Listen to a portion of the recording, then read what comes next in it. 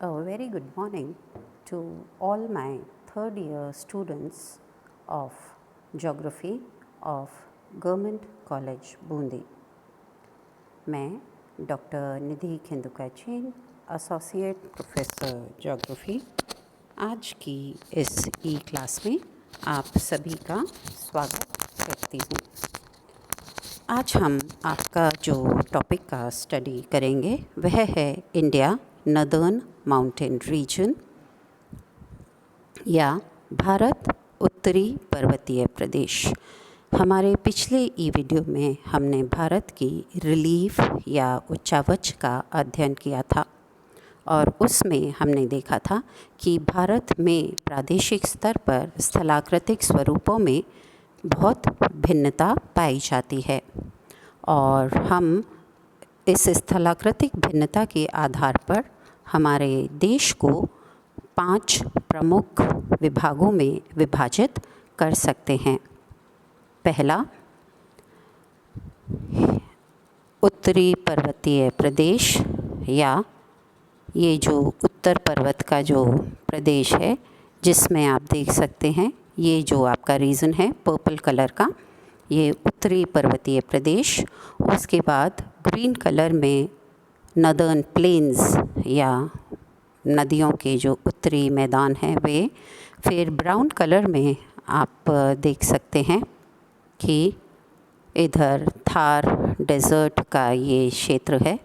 उसके बाद ये जो लाइट ग्रीन कलर में है ये दक्कन का पठार और ये दोनों तरफ जो नीले क्षेत्र हैं ये हमारे तटीय मैदान हैं। तो आज हम स्टार्ट करेंगे हमारी स्टडी उत्तरी पर्वतीय प्रदेश या ये जो पर्पल कलर में आप देख रहे हैं हिमालयन रेंज की स्टडी आज हम स्टार्ट कर रहे हैं। भारत के उत्तर में हिमालय पर्वत पश्चिम से पूर्व की ओर 2400 किलोमीटर्स की लंबाई में एक वृहद चाप के आकार में फैले हुए हैं। इनकी औसत ऊंचाई 6000 मीटर है। हिमालय पामीर की गांठ नामक विशाल पर्वत प्रणाली के भाग हैं। यह पामीर की गांठ मध्य एशिया में स्थित है और यहाँ से पर्वतों की श्रृंखलाएं मध्य यूरोप और मध्य एशिया की ओर आती हैं। तो पामीर की गांठ नामक विशाल पर्वत प्रणाली से ही हिमालय पर्वतों का भी उद्भव होता है। ये जो हिमालय पर्वत हैं हमारे, ये विश्व के नवीन मोड़दार पर्वत या न्यू फोल्ड माउंटेन्स का एक अंग हैं। पश्चिम में बलूचिस्तान से आरंभ होकर और पूर्व में नेपाल तथा तिब्बत से गुजरते हुए म्यांमार के अराकन योमा पर्वत तक हिमालय पर्वत श्रृंखला फैली हुई है। तो पश्चिम में बलूचिस्तान से पूर्व में अराकन योमा तक, जैसा कि अभी हमने हमारी पिछली स्लाइड में देखा था कि इनकी जो लंबाई है वह 2400 किलोमीटर या 2400 किलोमीटर्स है और इनका जो आकार है वह एक चाप के आकार में या आँख के रूप में है। इधर आप इस मैप में देख सकते हैं कि हिमालय जो पर्वत हैं ये देखिए आप, यहाँ से पाकिस्तान में बलूचिस्तान से सीधा ये जाते हैं। यहाँ पे नेपाल है और यहाँ पे भूटान है। नेपाल और भूटान को क्रॉस करते हुए ये हमारे अरुणाचल प्रदेश के बिल्कुल पूर्वी क्षेत्र तक आते हैं, जहाँ पे कि फिर अराकन योमा की पर्वत श्रेणियाँ हैं। तो इस तरीके से इनका जो एक्सटेंट है ये पश्चिम से पूर्व की ओर इस तरीके से एक चाप के आकार में बलूचिस्तान से और अरुणाचल प्रदेश तक है। ये जो आपको ब्राउन कलर में दिख रहे हैं, ब्राउन और येलो में, ये हिमालयन माउंटेन रेंजेस हैं।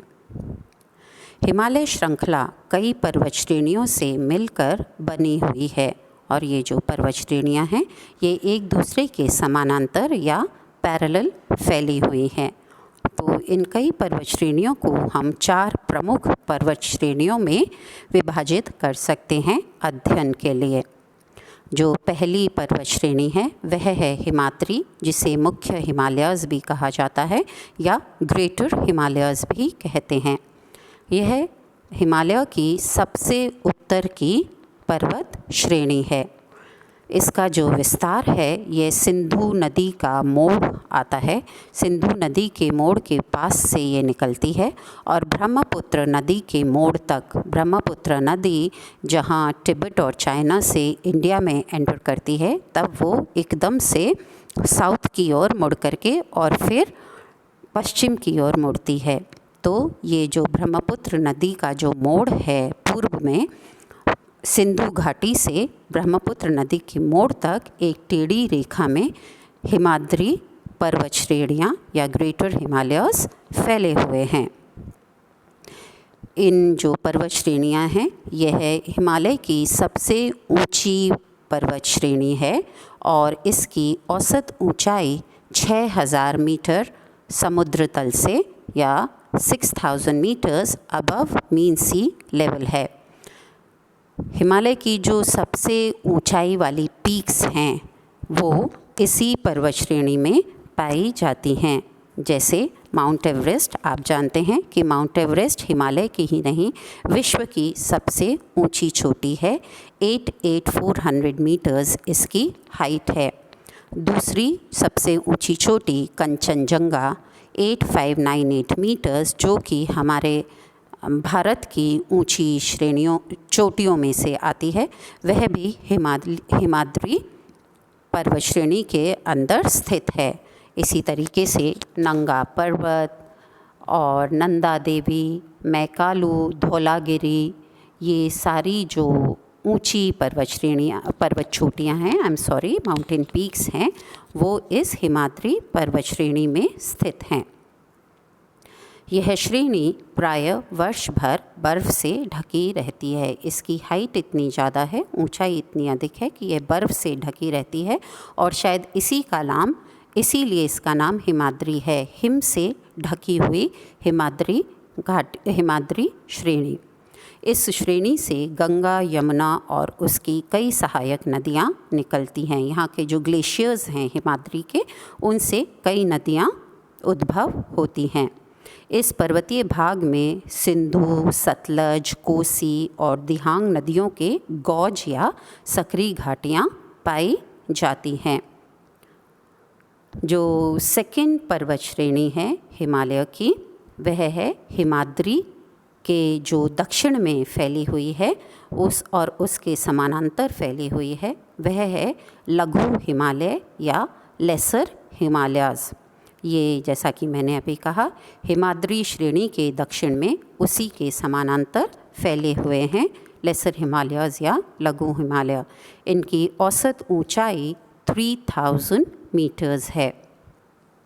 शीत ऋतु में इस क्षेत्र में हिम वर्षा होती है और भारत के जो प्रमुख, आपने देखा होगा, हिमालयन हिल स्टेशंस हैं, जो पर्यटन स्थल हैं, शिमला, मसूरी, नैनीताल, डलहौजी, दार्जिलिंग, वे सब इसी लेसर हिमालयाज़ या लघु हिमालय श्रेणी में स्थित हैं। लघु हिमालय श्रेणी की जो एवरेज हाइट है वो 3000 मीटर्स से अधिक है।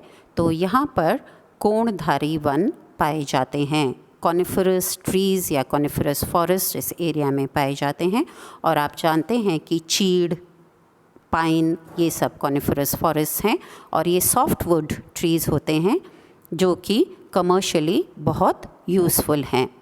तो हिमालय की इस लघु हिमालय श्रेणी में कोणधारी वन पाए जाते हैं।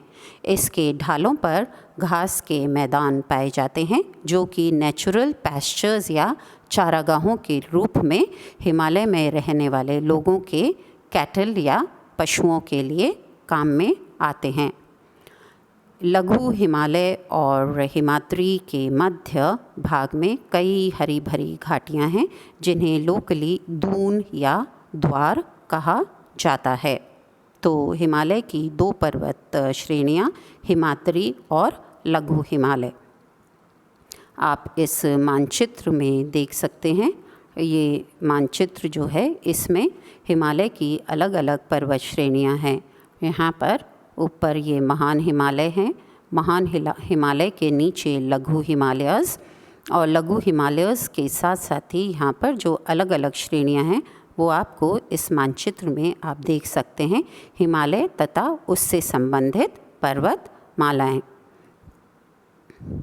जो हिमालय की तीसरी प्रमुख श्रेणी है वह है शिवालिक श्रेणी या शिवालिक रेंजेस।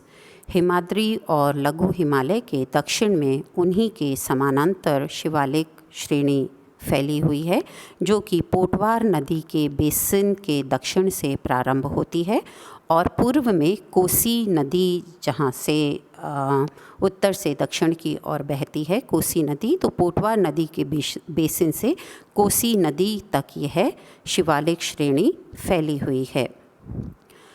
शिवालिक श्रेणी हिमालय की औसत ऊंचाई में सबसे छोटी श्रेणी है। इसकी औसत ऊंचाई या average height 1200 metre above mean sea level है।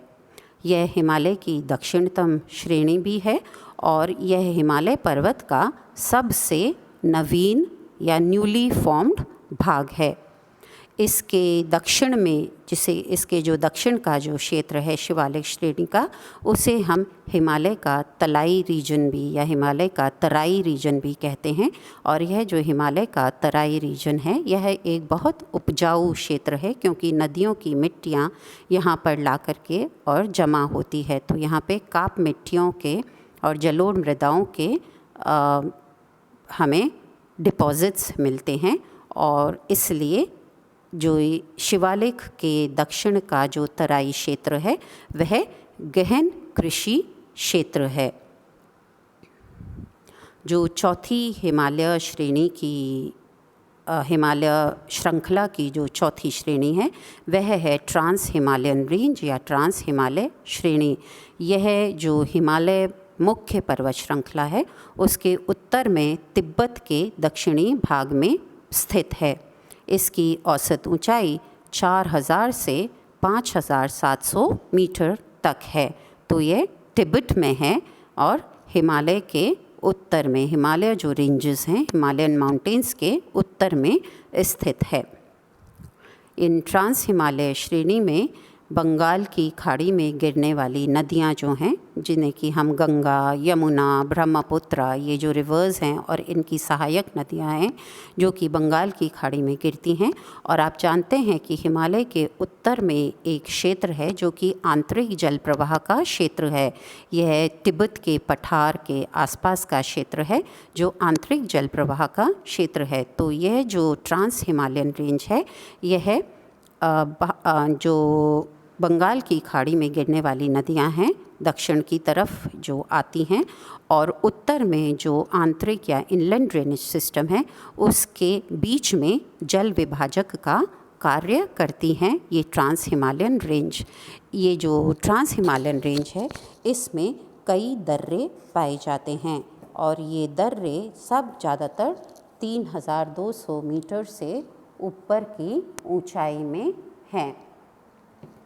तो हिमालय के जो प्रमुख दर्रे आप देख सकते हैं, वो हिमालय के प्रमुख दर्रों में आपने सुना होगा, बुर्जिल का दर्रा है, जोजिला का पास है, छिपकी का दर्रा है, माना और नीति के जो दर्रे हैं, नाथुला और जलेप्ला के जो दर्रे हैं, ये सारे दर्रे इन हिमालय श्रेणियों में हैं और हिमालय और चाइना के बीच में दर्रों का या मार्ग प्रोवाइड करते हैं।